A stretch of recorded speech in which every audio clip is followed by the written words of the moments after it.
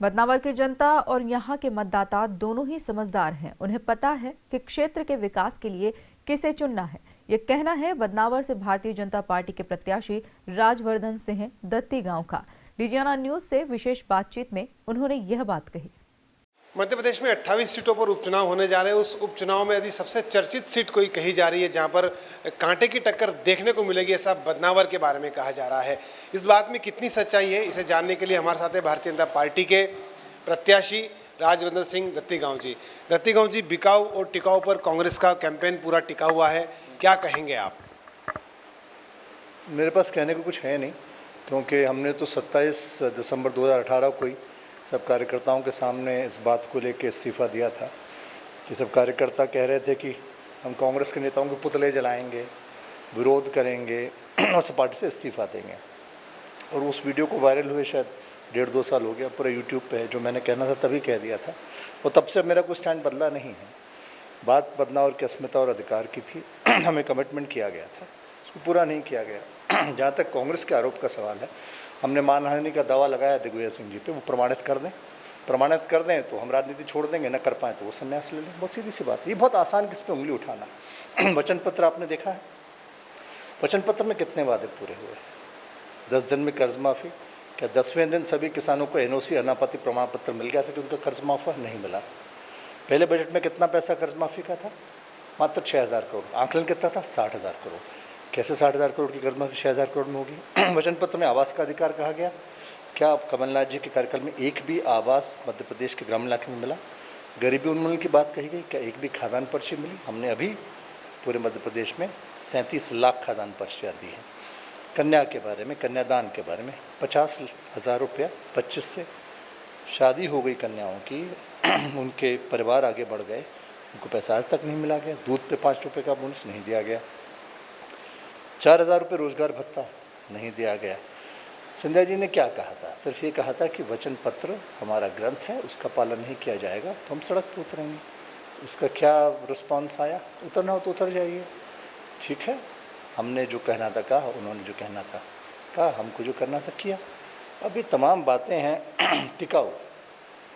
कितने टिकाऊ हैं माननीय कमलनाथ जी? आपको पता है बदनावर वो अपने पूरे जीवन में कितनी बार पधारे हैं?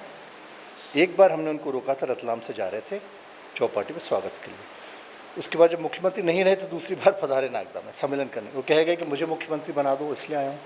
तीसरी बार अभी कोटेश्वर पधारे, वहाँ भी कह गए कि हाँ हमें वोट दोगे तो बदनावर को मंत्री तो नहीं मिलेगा, लेकिन छिंदवाड़ा का मुख्यमंत्री ज़रूर मिलेगा, मुख्यमंत्री मिलेगा। मुख्यमंत्री हमारे पास शिवराज सिंह जी, हमें कमलनाथ जी कौन चाहिए जो सारा पैसा छिंदवाड़ा ले जाएँ? प्रश्न ये है कि आप खुद झूठ बोल के सत्ता में आए, आपने जनता के साथ छलावा किया। जैसे छद्म वेश में साधु बन के रावण ने माता सीता का अपहरण किया था, उसी प्रकार से आपने मतों का अपहरण किया। अब आप तमाम नारे लगा रहे हैं, आरोप लगा रहे हैं। आपको ध्यान होगा लोकसभा से पहले कुछ 200-300 करोड़ रुपया कहीं मिला था। किसके यहाँ मिला था? कौन थे वो? क्या करते थे? कमलनाथ जी का खुद का परिवार जांच के घेरे में है, आपको पता है। इन तमाम सवालों के जवाब पहले वो दें। शीर्ष की राजनीति में वो रहे, उनका योगदान क्या रहा हमारे क्षेत्र में? आज आ रहे हैं तो उनका स्वार्थ, उनको मुख्यमंत्री बनना है। जब आप मुख्यमंत्री तब पधार आते, एक बार भी नहीं आए। जब आप केंद्रीय मंत्री रहे तमाम सालों साल, इंदिरा गांधी के ज़माने से अभी नरसिम्हा राव जी के बाद तक, तो तब एक बार भी नहीं आए। क्वेश्चन ये है कि धरातल पे न रह के जब उड़न खटोलों में, हवाई जहाज़ों में, हेलीकॉप्टर्स में आप घूमते हैं, आप राजनीति को व्यवसाय व्यापार मानते हैं, ऐसा मानते हैं कि निवेश कर दिया तो निकालना है, इस प्रकार से आपका रवैया रहता है। दूसरों पे उंगलियां आप नहीं उठा सकते।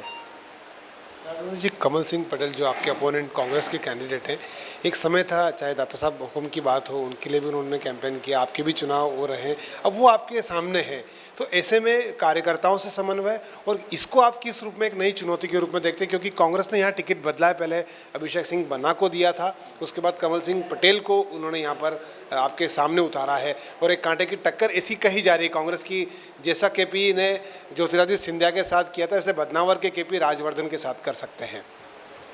देखिए, कमल सिंह जी को तो कांतिलाल भूरिया जी ने और बालमुकुंद गौतम ने हटा दिया था ब्लॉक अध्यक्ष पद से।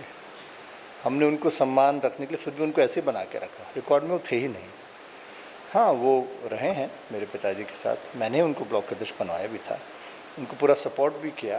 कमल सिंह जी पटेल 5-6 चुनाव पहले हारे हैं, पंचायत के 3 चुनाव हारे हैं, जनपद मंडी का चुनाव वो हारे हैं। जब मंडी लड़े उनके सगे भाई उनके खिलाफ प्रचार कर रहे थे, फिर भी हमने उनको लगातार सपोर्ट हम उनको करते रहे।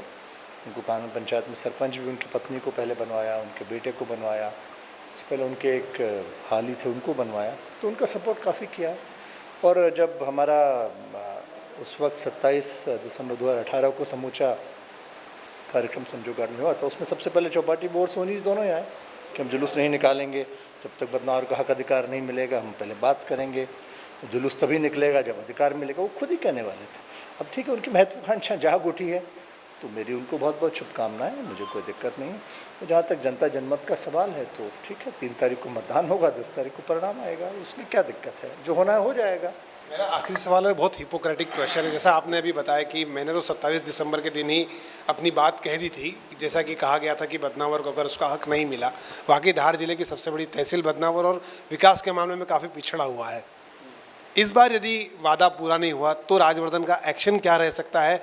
बहुत हिपोक्रेटिक है, मुझे पता है परिणाम क्या होने, आप भी नहीं जानते, मैं भी नहीं जानता कि भविष्य के गर्भ में क्या छिपा है।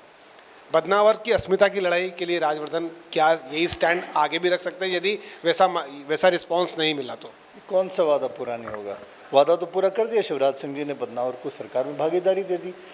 250 सड़कें हमारी गांव से गांव की स्वीकृत हो गई, 8 बराजेस हो गए, नर्मदा का उद्घाटन कर गए, जो सेकंड फेज़ में गांव नहीं थे उनको उन्होंने जोड़ लिया। हमारे 27,500 आवास पर उसने कुटीर पोर्टल पे डाल दिए, 21,800 खाद्यान्न पर्चियाँ दे दी गई हैं, सब जगह काम चल रहा है। 110 करोड़ की कालीकरा से पेयजल योजना स्वीकृत होकर उसका काम चालू होने वाला है। अब हमारे डामर की कई सड़कों को सैंक्शन कर दिया गया है। हमारे यहाँ पे 2000 करोड़ के उद्योग के निवेश फूड प्रोसेसिंग में आने वाले हैं। ड्राई पॉट यहाँ पे की संभावना है। इन तमाम उद्योगों से प्रथम फेज़ में 7,000 रोज़गार से लेकर 28,000 रोज़गार हमको मिलने वाला है। तो ये सब काम चल रहा है, जो स्वप्न था वो साकार हो रहा है। अब पूरा क्या नहीं होगा, हमने तो पूरा कर दिया। जहाँ तक मतदाता का सवाल है, बदनावर का मतदाता बहुत जागरूक है, जातिवाद के चक्कर में नहीं पड़ेगा। कांग्रेस का कैंपेन सिर्फ जातिवाद है और झूठे आरोप हैं, इसके अलावा कुछ नहीं। काम की बात करो, शून्य, कुछ काम की बात नहीं करें।